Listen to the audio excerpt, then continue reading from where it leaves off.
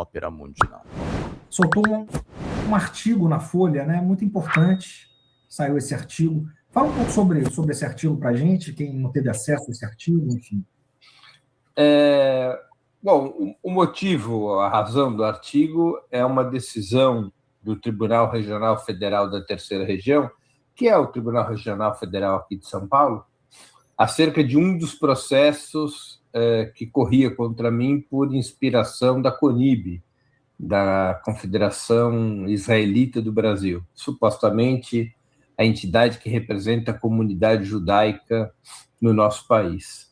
A CONIB havia movido uma ação contra mim por conta de postagens nas plataformas, nas redes sociais, alegando discurso de ódio, antissemitismo, incitação ao crime, basicamente esses três delitos.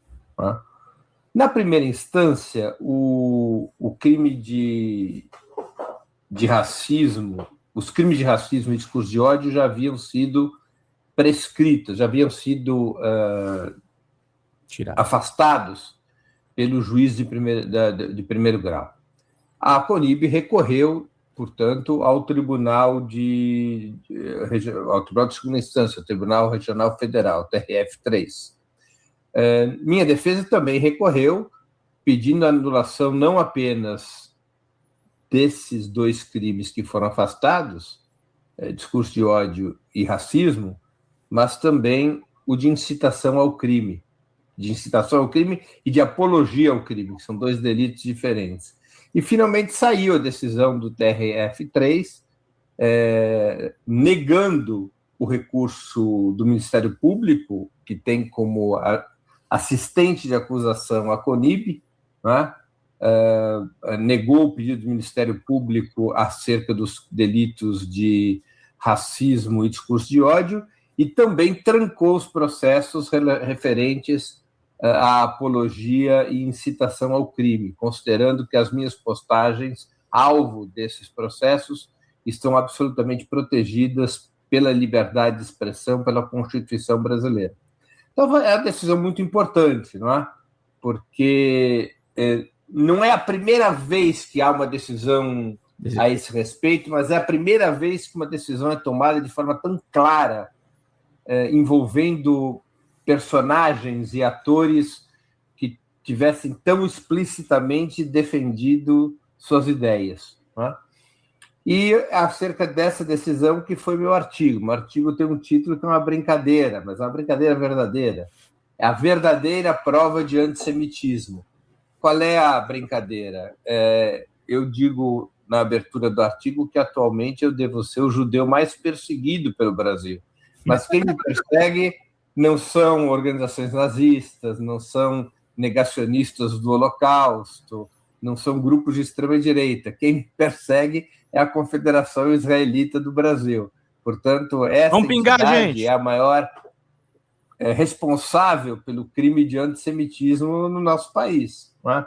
Por trás dessa brincadeira no artigo, eu ressalto a importância da decisão do TRF3, a diferença entre antissemitismo e anti-sionismo, e, por fim, dessa maneira que eu finalizo o artigo, que é essa decisão do TRF3 se tornar uma jurisprudência, o caminho que o fascismo sionista tenta seguir, que é interditar qualquer crítica a Israel, qualquer crítica ao próprio sionismo, acusando esse tipo de crítica de ser antissemita, este caminho fica bloqueado. A jurisprudência brasileira, que então passaria a estar vigente, impediria a utilização do antissemitismo como uma arma política, né? Impediria, deixando absolutamente livre o terreno para a crítica antisionista, que é a crítica a uma doutrina específica e a crítica ao regime sionista que existe lá em Israel. Uma dúvida aqui, Breno. A comunidade judaica no Brasil, eu imagino que ela não seja, a despeito de tudo isso, ela seja uma coisa só, ela seja um bloco monolítico, né? Você tem interlocutores importantes, né? Quer dizer, que se colocam de uma maneira diferente do que segue a CONIB e que faz um grupo de vozes, né, diferente. Isso é possível? Quer dizer, ter uma massa crítica, uma mini massa crítica? Olha, entre os judeus brasileiros, atualmente, há que se reconhecer que há uma maioria, e uma maioria expressiva, pró-sionismo. Os judeus anti-sionistas, ou se quisermos mais alargadamente, os judeus não sionistas são uma minoria, né? Tanto no Rio quanto em São Paulo, onde estão localizadas as duas principais comunidades judaicas. O total de judeus no Brasil gira ali em torno de 120 mil. Concentram-se em São Paulo e Rio 90 mil desses judeus. E é uma minoria. Já foi uma minoria muito expressiva há 40 anos, até 40 anos atrás. Alguma coisa com 30% da comunidade judaica se organizava ou se referenciava em instituições progressistas, antisionistas, lideradas pelo então chamado setor judeu do Partido Comunista Brasileiro, né? Que foi um setor muito importante do PCB, tinha muito peso na vida do PCB. Vários dirigentes, integrantes do Comitê Central do PCB, vieram do setor judeu do partido. O setor judeu tinha influência na comunidade, criou instituições como escolas, né? Eu mesmo estudei numa escola judaica que era de propriedade, claro, de propriedade encoberta, porque vivíamos a ditadura do Partido Comunista, né? Que era o Sholem Aleichem. Também existia essa mesma escola no Rio de Janeiro. Ela tinha instituições como colônias de férias, a Kinderland, tinha instituições culturais, como aqui em São Paulo, a Casa do Povo, no Rio de Janeiro, a ASA, a Associação Sholem Aleichem, e também tinha escolas em Minas, em Pernambuco, no Rio Grande do Sul. Essas instituições, a maior parte delas deixou de existir a partir dos anos 80, dos anos 90, e as que sobreviveram passaram a estar sob hegemonia sionista. Às vezes sob hegemonia de setores moderados do sionismo, né? Então, hoje a gente pode identificar que na comunidade judaica você tem pequenos grupos dissidentes, alguns expressivos. Eu chamo a atenção aqui em São Paulo ao grupo Vozes Judaicas pela Libertação, e lá no Rio de Janeiro, a Articulação Judaica de Esquerda, que são grupos judaicos pertencentes à comunidade. No Vozes Judaicas pela Libertação tem até uma moça que é rabina. São grupos minoritários, antisionistas, né? E que, claro, entram em choque permanente com essa maioria sionista da comunidade judaica.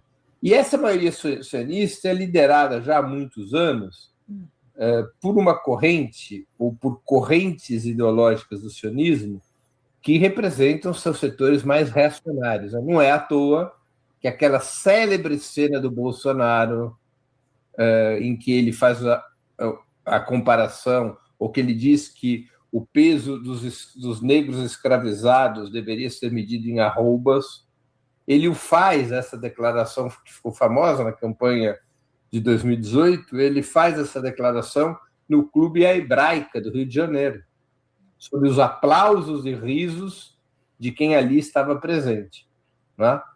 Então, você tem uma hegemonia não só sionista, mas profundamente reacionária na comunidade judaica e especialmente nas suas instituições.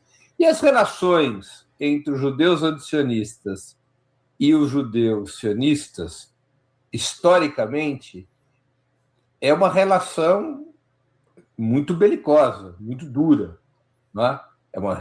Eu participo disso desde que eu era criança, né? Não raramente, aliás, com muita frequência, o embate era físico. Alguns dos meus atuais processantes, um deles é uma figura que eu quebrei o braço dele na infância. Então foi vingança. Foi vingança. Porque é dura, mas é uma disputa ideológica muito renhida, né? Muito renhida, Breno, muito tem uma observação só. Quando eu fiz a faculdade, faz tempo, Eu tinha uma professora de antropologia e ela estava fazendo uma tese sobre o grau de assimilação da juventude judaica em São Paulo. Tá? E aí eu fui trabalhar com ela nessa tese. A maior dificuldade dela foi montar a amostra, porque não tinha pobre. Só tinha classe média e média alta. Fato. Então, se você compara também, por exemplo, com a Argentina, que tem uma diversificação maior do ponto de vista da comunidade judaica, aqui tem um grande problema que a maioria está na elite, né? Enfim. É fato. Não, Silvia, basicamente, a comunidade judaica, isso vale também para outras comunidades cuja ancestralidade é baseada no comércio. Você vai encontrar uma realidade semelhante até numa comunidade muito mais ampla, que é a comunidade sírio-libanesa aqui em São Paulo. O que acontece com essas comunidades? A cultura do comércio é tão entranhada e a cultura da imigração é tão entranhada que essas pessoas chegam com uma mão na frente e outra atrás e elas vão procurar um comércio. Às vezes elas procuram a atividade comercial mais simples, que é achar algum lugar onde elas compram uma mercadoria e achar um outro lugar onde elas vão vender essa mercadoria, às vezes até como mascates. E rapidamente eles acumulam algum capital. Então, é verdade isso. A comunidade judaica, e nisso há uma semelhança com a comunidade sírio-libanesa, a comunidade judaica é assim, a primeira geração de judeus que vieram para o Brasil era de gente pobre. Meus avós não eram pessoas ricas, embora na Polônia eles fossem filhos de famílias ricas. Perderam tudo por conta do antissemitismo, da crise de 29, todos aqueles fatores que levaram à imigração. Esses imigrantes chegavam com uma mão na frente e outra atrás, né? E eles faziam o quê para ganhar vida? Eles não tinham terras, não podiam ser agricultores. Eles não tinham um ofício, não podiam ser operários. Eles tinham um enorme conhecimento comercial acumulado por gerações, um enorme conhecimento comercial, uma enorme tarimba comercial, um capital cultural nada desprezível pelas características da comunidade judaica ao longo dos séculos, né? O que se traduzia em que muitos desses judeus imigrantes falavam vários idiomas, eram treinados em aprender outros idiomas, e eles vão se dedicar ao comércio. Essa primeira geração melhora de vida. Os filhos já vão para a universidade. Já adquirem um capital cultural ainda superior.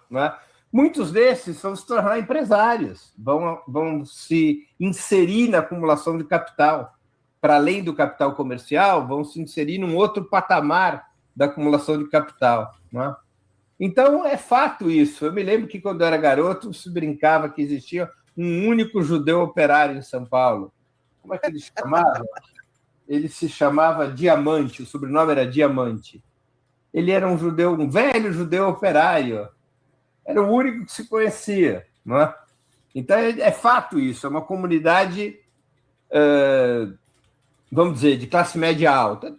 Uma fração dessa comunidade faz parte da burguesia brasileira, não é a fração majoritária, embora a lenda indique isso. É uma fração minoritária dos judeus que se transformam em burgueses, em grandes capitalistas, mas é uma comunidade de classe média alta, cuja renda média, vou dizer que ela deve ser um padrão, assim, um padrão nórdico, um padrão ali de uns 20 paus por mês de renda.